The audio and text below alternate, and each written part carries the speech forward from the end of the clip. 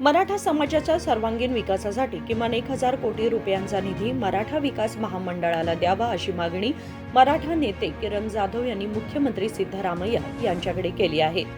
प्रसिद्धी पत्रकात त्यांनी म्हटले आहे की कर्नाटक राज्यात शैक्षणिक व आर्थिकदृष्ट्या मागे असलेल्या मराठा समाजाच्या उन्नतीसाठी विशेष प्राधान्य देणे आवश्यक आहे। सध्या महामंडळाला दिला जाणारा निधी समाजाच्या गरजांनुसार अपुरा ठरत आहे।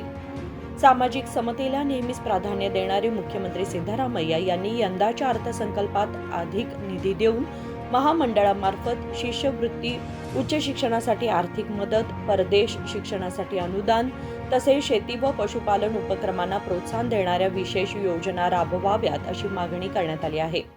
नमस्कार।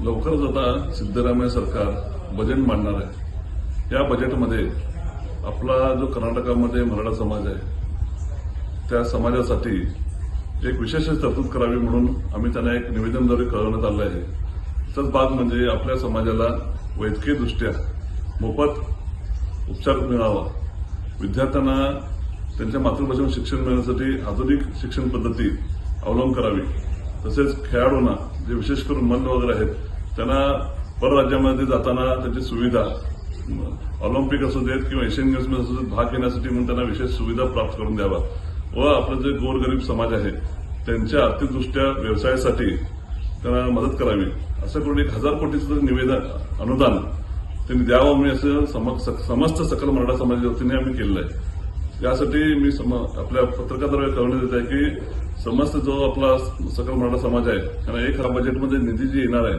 त्या निधीतून परदेशी शिक्षण, विद्यार्थ्यांसाठी विशेष करून अनुदान असे सर्व अनेक गोष्टीवरती आम्ही मान्य केले आहे। याचं सिद्धरामय्या सरकार या बजेटमध्ये घेतील अशी आम्ही आशा बाळगतो। धन्यवाद। मुख्यमंत्र्यांनी अर्थसंकल्पामध्ये समाजाच्या अपेक्षांना प्रतिसाद देत मराठा विकास महामंडळासाठी विशेष पॅकेज जाहीर करावे असे किरण जाधव यांनी म्हटले आहे। राजशेखर हिरेमठ, KMM मराठी, बेळगाव।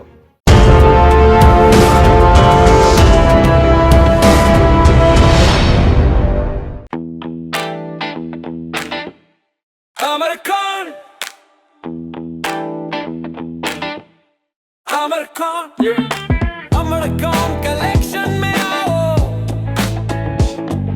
नई वैरायटी यहाँ पाओ, सबके लिए कपड़े हैं खास,